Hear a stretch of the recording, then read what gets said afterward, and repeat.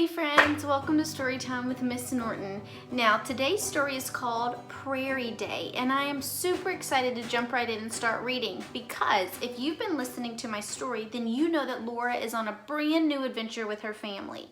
They have left the little house in the big woods and now they're on to somewhere new. So I can't wait to read and find out what happens. Now, before we begin, does anybody have any questions that they want to know just by looking at the front cover? Remember, good readers like to ask questions before they read, while they're reading, and after they read. So, does anybody have any I wonders?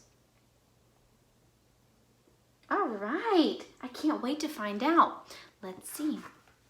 Oh, also, I almost forgot. As you're reading or as you're listening to Miss Norton read today, I want you to be thinking about who's in the story and what are they doing. Because your job as a writer, when you're finished listening, is to write about something that the character did and how they were feeling and why. So pick a character, think about how they might be feeling and why, and write some things down that they did. Once upon a time, a little girl named Laura, her pa and her ma, her big sister Mary, her baby sister Carrie, and their good old bulldog Jack headed west in their covered wagon for the prairie.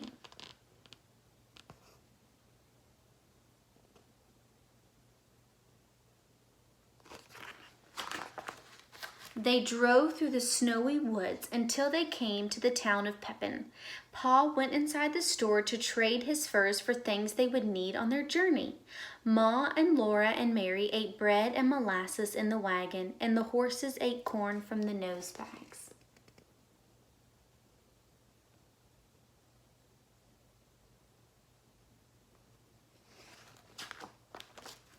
Soon they reached a big lake that stretched flat and smooth and white all the way to the edge of the gray sky. The horses' hooves clop-clopped and the wagon wheels crunched as Pa drove the wagon onto the ice. Laura didn't like it, but she knew nothing could hurt her while Pa and Jack were there.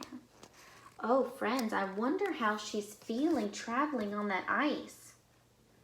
I don't know about you, but I would be feeling a little nervous. At last, the wagon came to a slope of earth, and there stood a little log house among the trees. It was a tiny house for travelers to camp in. That night, Laura and Mary and Ma and baby Carrie slept in front of the fire, while Pa slept outside to guard the wagon and horses.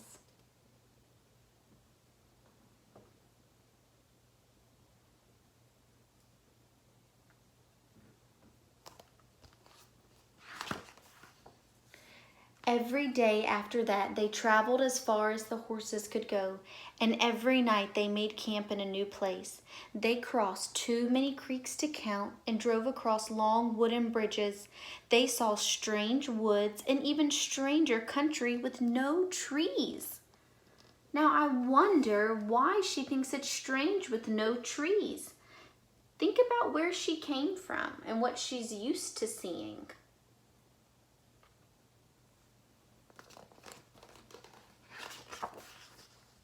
After many days and nights, they came to the Kansas prairie, a flat land with rippling grass and great big sky. The wind blew Laura's straight brown hair and Mary's golden curls every which way.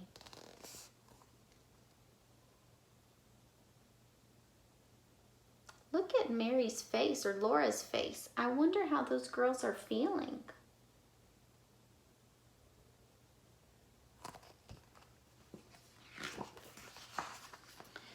Soon, Laura and Mary were tired of traveling with nothing new to look at. Poor Jack was tired too. At last, Pa stopped the wagon and said, "We'll camp here a day or two." He unharnessed the horses and they rolled back and forth and over until the feeling of the harness was all gone from their backs. Look how happy those horses are, rolling around in that grass.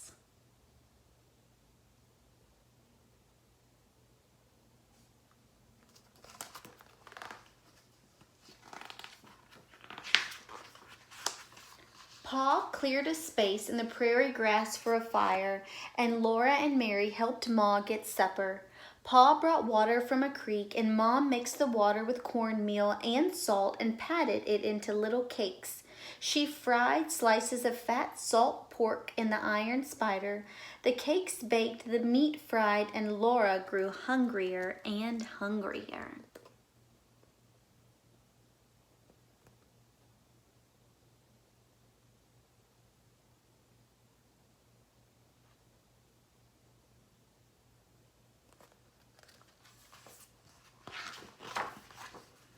At last supper was ready. Pa and Ma sat on the wagon seat, and Laura and Mary sat on the wagon tongue. Each of them had a tin plate and a steel knife and a steel fork. Ma had a tin cup, and Pa had a tin cup, and baby Carrie had a little one of her own. But Mary and Laura had to share their tin cup.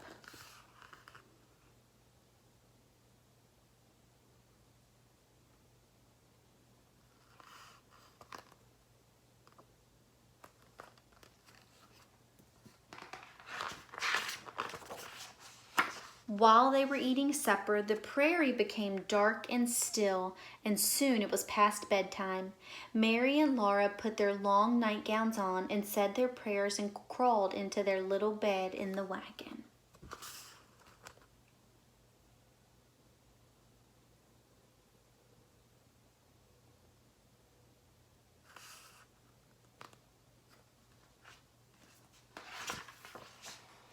The next morning, they all sat on the clean grass and ate pancakes and bacon and molasses. All around them, tiny birds were swinging and singing in tiny voices. "Dickie, Dickie," Laura called to them. "Eat your breakfast, Laura," Ma said. "You must mind your manners even if we are 100 miles from anywhere."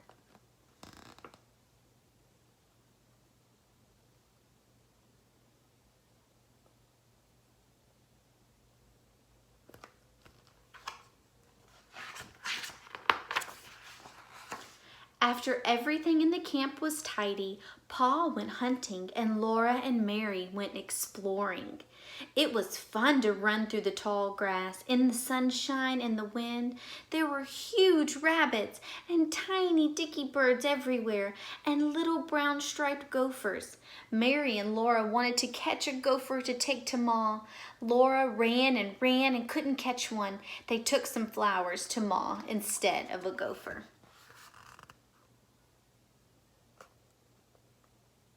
I bet you can tell me how those girls are feeling right now.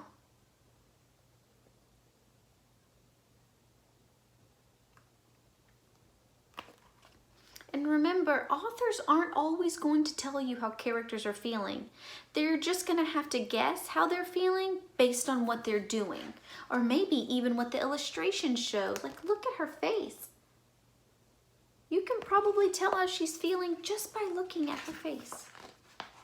Before long, the sun was low and Pa was coming across the prairie. Laura jumped up and ran to him and hippity-hopped through the tall grass beside him.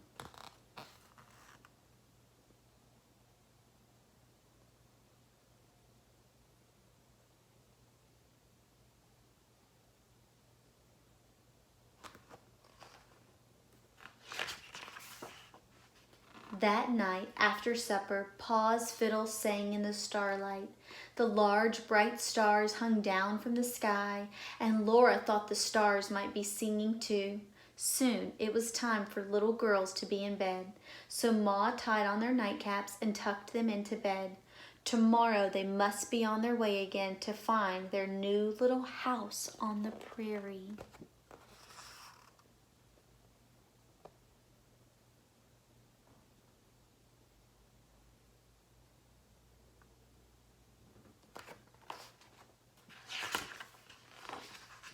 The end. Oh, friends, we just found out they are on their way to find a new house on the prairie.